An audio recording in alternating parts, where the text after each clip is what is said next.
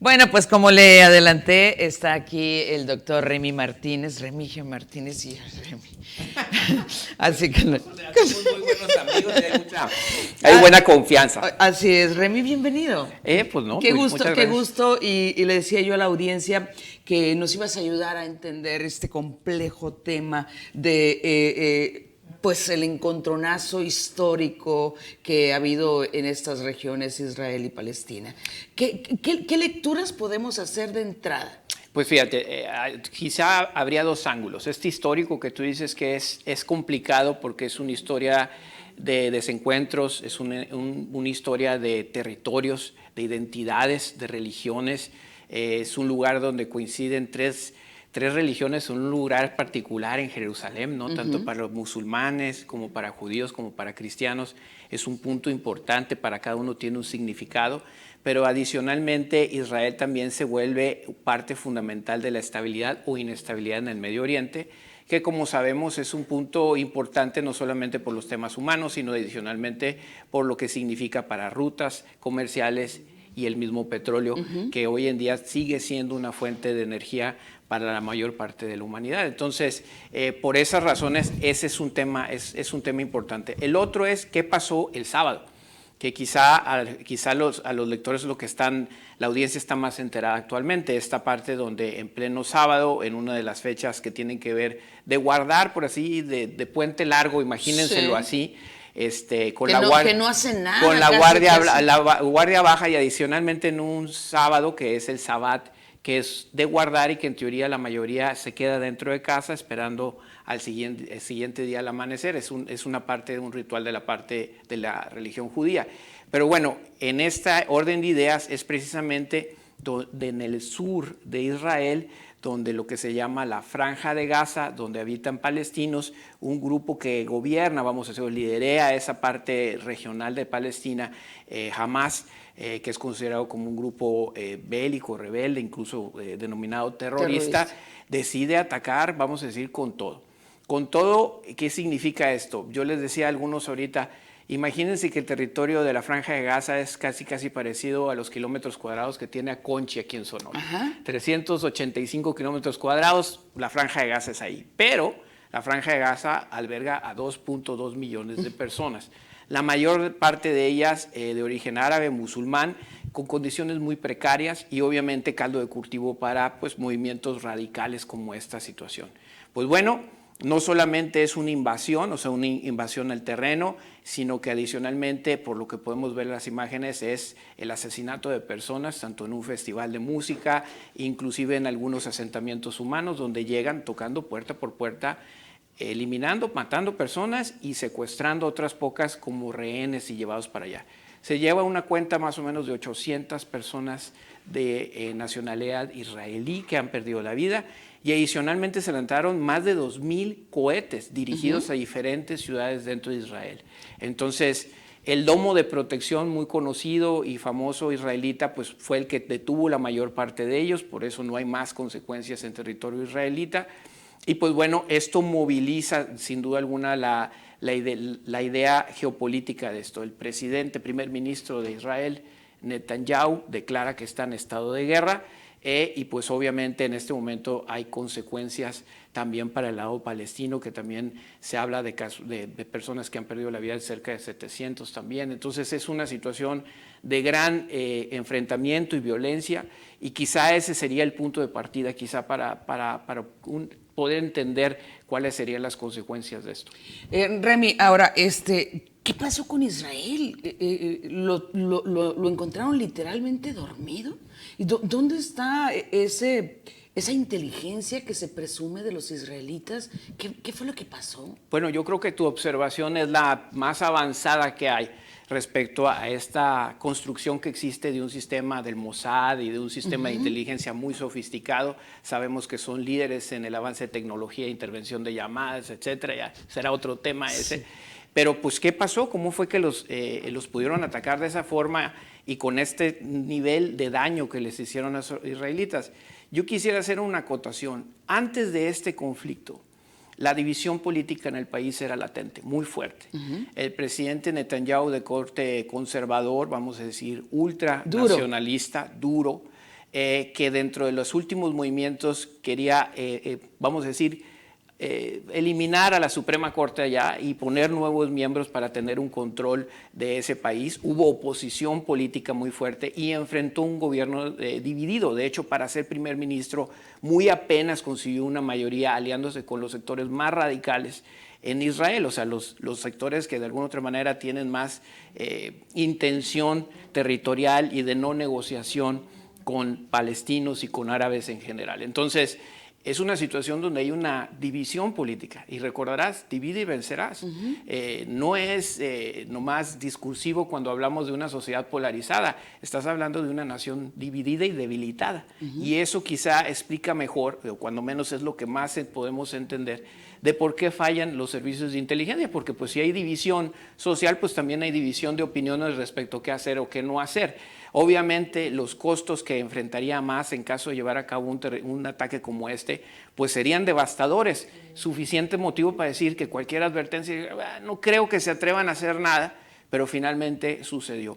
Pero yo lo relacionaría más que nada al ambiente político de división, que sin duda alguna debilita a las naciones para poder enfrentar problemas comunes como esto. Y no solamente eso, las consecuencias de esa falla de inteligencia y de prevención ya meten de lleno a diferentes naciones dentro de un conflicto más grande. Ya vimos que Estados Unidos, el presidente Biden fue rápido en decir que está detrás de Israel y que defiende el derecho a defenderse en un momento dado. Y también vemos otras publicaciones con preocupación donde hablan que el país de Irán realmente está detrás del financiamiento y de las instrucciones quizá de este ataque.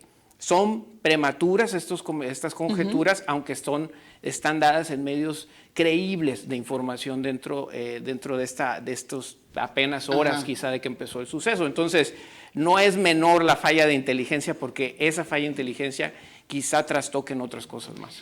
Ahora, especialmente y sobre todo por la entrevista anterior, para la gente que nos está viendo, para la gente que está en Aconchi, para la gente que está en Acor y que está aquí en Hermosillo y que pueden preguntarse, ¿y a mí qué?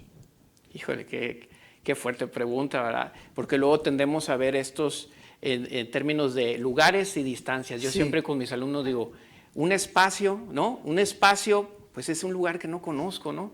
Ya cuando pasa aquí es cuando me interesa, me importa, etcétera. ¿Qué podría decir? Que no perdamos la humanidad respecto a la pérdida de vidas, no porque las veamos lejanas, no cercanas, quizá diferentes, con rasgos diferentes a nosotros, nos deshumanicemos respecto a este tipo de conflictos y de violencia que también la vivimos en el país.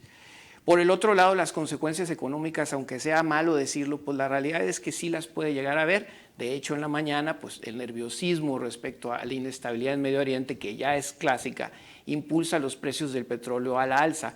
¿Por qué es delicado esto? Porque principalmente, pues los productos de petroleros como la gasolina, pues van a recibir un impacto.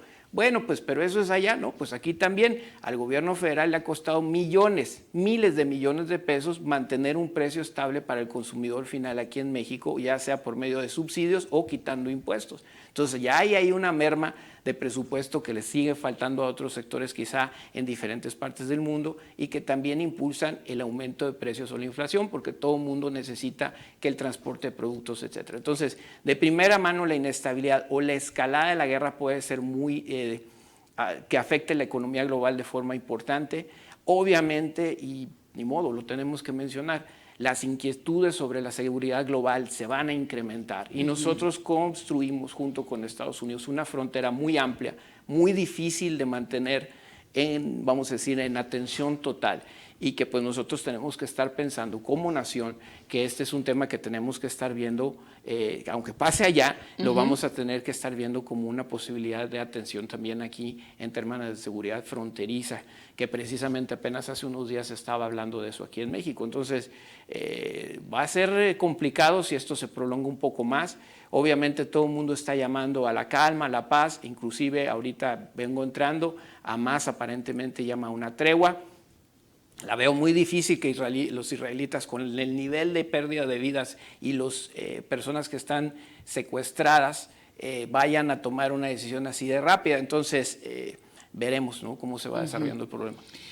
En tu opinión, ¿cómo has visto la actitud del gobierno mexicano con su postura frente al conflicto? Hay dos. La funcional, que creo que ha sido transparente de parte de Secretaría de Relaciones Exteriores respecto a los mecanismos de comunicación, atención a mexicanos que se encuentran en ese país, que no son pocos, algunos visitando, algunos que son parte de esa comunidad que no es menor aquí en México. Nosotros sabemos que la comunidad judía es reconocida aquí en nuestro país y es importante también decirlo así. Entonces yo he visto que se ha estado al tanto de eso, e incluso de los 2 mexicanos o 3, ya no tengo el número exacto, ya que fueron tomados. Sí. Qué bueno que ya haya aparecido alguno. Obviamente, aparentemente uno de ellos estaba en este festival donde fueron las masacres más fuertes. Esperemos que esté bien. Y la parte política, pues bueno, eso tiene que ver quizá con la posición que el presidente López Obrador ha manifestado todo este tiempo de su presidencia, y que es congruente en su visión política del mundo. Es un presidente que ha viajado poco al exterior, no participa mucho en los mecanismos internacionales, incluso en la última sesión de la Asamblea de las Naciones Unidas la denunció como un organismo que no funciona y que no atiende las necesidades, y en su alineación ideológica, pues bueno, creo que lo que manifiesta estar a favor de la paz, de cese al fuego, y no manifestar alguna condena en particular, pues bueno, ese ya sí es un tema a discutir, que seguramente aquí en nuestra audiencia tendrían alguna posición respecto a otro. Algunos dirían que se debe de condenar a más, porque pues esto fue un ataque deliberado, cobarde y cruel contra la ciudadanía que no tenía armamento. Y por el otro lado, pues está esta posición o esta contrarretórica que pues también es entendible a favor de Palestina y los derechos. En diferentes partes del mundo se ha visto esta situación donde han salido personas supuestamente de origen palestino o árabe a recrear esta idea del rechazo al Estado israelí. Pues te agradezco muchísimo tu tiempo, que hayas venido, porque sin duda nos queda más claro ahora insisto, complejo tema. Claro, ¿no? Y Soledad, muchas gracias por la invitación y con mucho gusto. Y disculpa que me extienda, hay otros temas que sí son importantes considerar, como el acuerdo que Arabia Saudita, Estados Unidos e Israel venían cocinando a punto de llevar a cabo. Inclusive el Wall Street Journal estaba hablando el mismo sábado, o sea, que de viernes a sábado sale la nota, de que estaban muy cerca de llegar a un acuerdo donde Arabia Saudita, que es un país árabe, reconocería a Israel como una nación independiente. Esto pasa precisamente dentro de ese contexto. ¿Por qué es relevante? Pues bueno, porque Arabia Saudita significa un punto tanto petrolero como de influencia política dentro con sus otros países vecinos que también son árabes. Y por lo pronto dice, pausamos. No lo creo, ¿Quién sabe? Igual esto le da una oportunidad más grande a Arabia Saudita de demostrar un liderazgo cercano más a Estados Unidos, y pues bueno, veremos, al menos esa es la información que se tiene hasta ahorita. A lo mejor, lamentablemente puedo decir, esto va empezando, o esta etapa va empezando. Hay que estar pendiente que todas las fronteras en el mundo post pandemia han estado presentando problemas, como si fuera esta cicatriz que está presente y donde precisamente ha habido históricamente tensiones. Parece que regresa en diferentes partes del mundo, en Europa ya lo vimos, inclusive podemos decir que lo que está pasando en la frontera entre México y Estados Unidos también es parte también de lo mismo.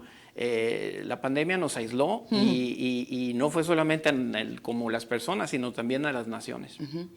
Remy, te seguiremos en tus redes sociales, siempre orientándonos, y espero que no sea la última vez que tengamos aquí tu participación. Con mucho gusto, Soledad. Muchas gracias. Pausa, volvemos.